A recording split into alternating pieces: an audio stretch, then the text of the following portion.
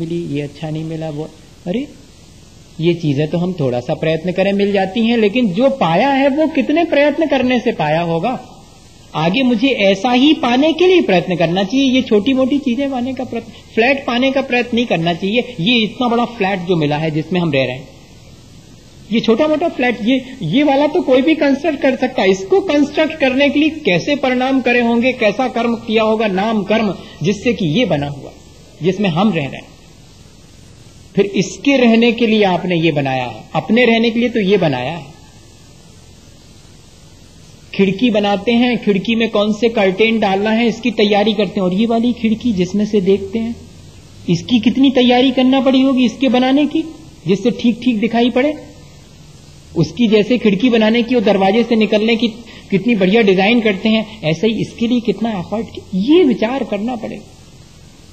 एक बाबा जी के पास पहुंचा था एक युवक, उसने सुना था कि बाबा जी के पास में और एक ऐसा पत्थर है जिससे सब सोना हो जाता। सुनिए आपने कहानी, अरे ऐसी कहानी सुनना चाहिए, आपको पढ़ना भी चाहिए, ऐसी कहानी बढ़िया सी सुनी होगी आप, लेकिन हम दूसरे ढंग से सुना देंगे अगर हमने सुनाई भी होगी तो वो बाबा जी के पास पहुंचा और उसने कहा कि मुझे मिल सकता क्या पारस पत्थर। कहा नहीं उसने, लेकिन सेवा करने लगा कि सेवा से प्रसन्न होकर ये अपने आप दे देंगे। और वाकई में 12 साल तक सेवा करी उसने, और वो पारस पत्थर, एक दिन उसने कहा कि बाबा अब जाऊंगा मैं। तो बाबा ने कहा कि मांग, क्या मांगना है? वो पारस पत्थर दे दो आप। बाबा तो पहले ही जानते थे कि पारस पत्थर मांगेगा और उसी के लिए सेवा कर रहा है। ये स्वभाव मार्दवम चाहे, जो स्वभाव की मृदुता है, मेरा सत्कार सेवा कर रहा है, उसके पीछे इसका इंटेंशन है, तो उतना ही मिलके रह जाएगा। अगर कोई वैधानिक विनय होगी, अगर किसी स्वार्थ बस हमने विनय की होगी तो बस स्वार्थ पूर्ति हो जाएगी, और अगर सहज विनय होगी, स्वाभाविक विनय होगी, तो वो प्राप्त हो जाएगा जो उस विनय से वास्तव में प्राप्त होना चाहिए। और मिल गया वो। बाबा जी ने कहा कि देख वो खप्पर है ना, उनके नीचे वहां रखा हुआ है। बड़ा आश्चर्य हुआ उसको कि इतनी कीमती चीज जिसके लिए मैं 12 बरस से तपस्या कर रहा हूं, ये कह रहे हम तो सोच रहे थे कि कहीं हम छुपा के रखे होंगे तो निकालेंगे हमारे सामने, कुछ भी नहीं, कह रहे उधर रखी खप्पर में, और इतने दिन से हमें मालूम होती तो हमें उठा के कभी के चलते बनते। ऐसे विचार आ गए, देखना अब। और उठा भी लिया, उठा करके प्रणाम करके थोड़ी दूर गया, लेकिन साधु के समीप रहा हुआ व्यक्ति था, भले ही झूठ मूठ रहा था, लेकिन उसके मन में थोड़े परिणामों की निर्मलता आई थी। सो उस परिणामों की निर्मलता से विचार आया कि अरे इन्होंने इतनी सहजता से इतनी कीमती चीज दे दी, इसका मतलब है कि कोई और कीमती चीज इनके पास है। लौटा वापिस, नहीं चाहिए। क्यों नहीं चाहिए? मुझे तो आप वो दो जिससे कि मैं इसको भी महत्व देना खत्म कर दूं। अब मुझे वो चाहिए है जिसकी वजह से आप इतनी कीमती चीज को छोड़ पा रहे हैं। बस ये है संतोष, जिसमें हम संसार की चीजें छोड़ने तैयार हो जाते हैं अपने आत्म कल्याण के लिए। ऐसा व्यक्ति ही अपना आत्म कल्याण कर सकता है जो इतना संतोषी होगा, और कोई विशेष बात नहीं है।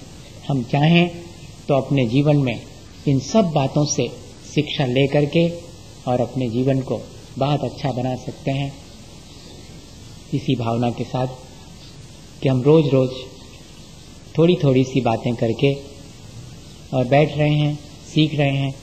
इसमें से जितना भी जिसके जीवन में रह जाए, मुझे तो बार बार यही लगा करता है, और कई बार मैं कह भी देता हूँ आपसे कि बहुत कुछ अपने को इस जीवन में करना है।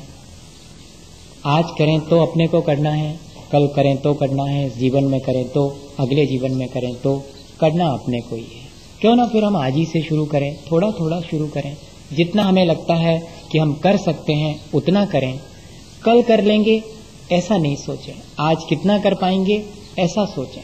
जो मिला है उसे मैंने कैसे पाया होगा ये सोच करके आगे मुझे अगर ऐसा ही पाना है तो मुझे क्या करना चाहिए, ये करना हम शुरू करें।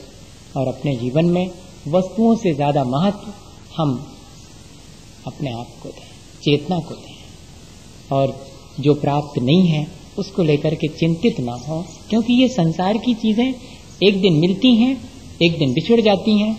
मुझे जो पाना है वास्तव में मैं उसके लिए क्यों ना प्रयत्न करूं, इनके नहीं मिलने पर मैं चिंतित ना होऊं। इस तरह अगर इन 2-3 बातों को हम ध्यान में रख करके और अपने जीवन को कोई अच्छी स्टाइल दें तो हमारा जीवन अच्छा बन सकता है। इसी भावना के साथ बोले आचार्य गुरुवर विद्यासागर मुनि महाराज की। के गुरुवर शाश्वत सुख दर्शक यह नग्न स्वरूप तुम्हारा है, जग की नश्वरता का सच्चा दिग्दर्शन करने वाला है।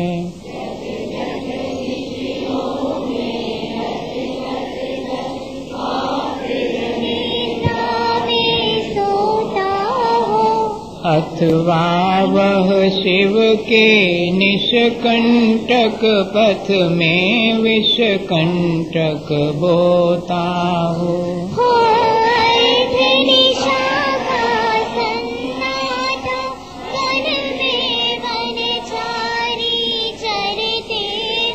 तब शांत निराकुल मानस तुम तत्वों का चिंतन करते हो।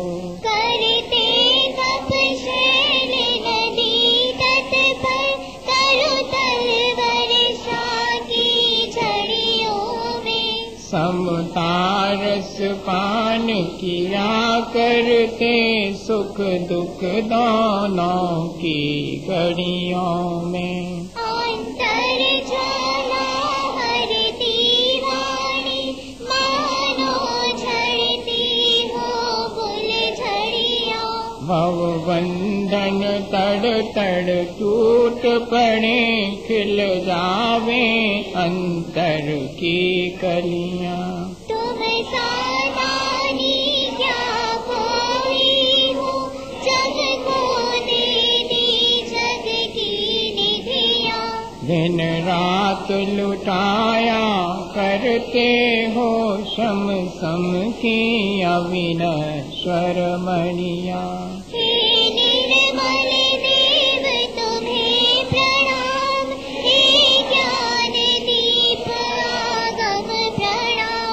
हे शांति त्याग के मूर्तिमान शिव पथ पंथी गुरुवर प्रणाम।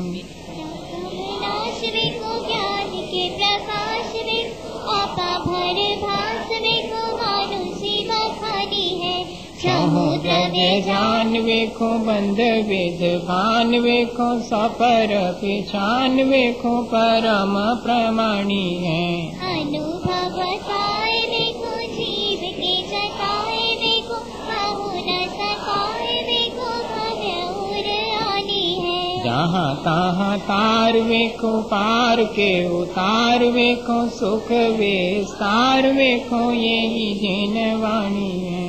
जावाणी के ज्ञान ते सूझे लोकालो सवाणी मस्तक नमो सदा देवो। मोदक चंदन कंदुल पुष्प कई चरु सुदीप सुधूप फलार्घ कई धवल मंगल गान रवा कुले जिन ग्रहे मुनिराज मरुम। ओम लिंग 108 परम पूज्य आचार्य गुरुवर श्री विद्यासागर जी महाराज के, संगस्थ मुनि श्री क्षमा सागर जी महाराज, श्री भव्य सागर जी महाराज के चरण कमलों की पूजा, अनर्घ पद प्राप्त है, अर्घम निरूपयामि स्वाहा।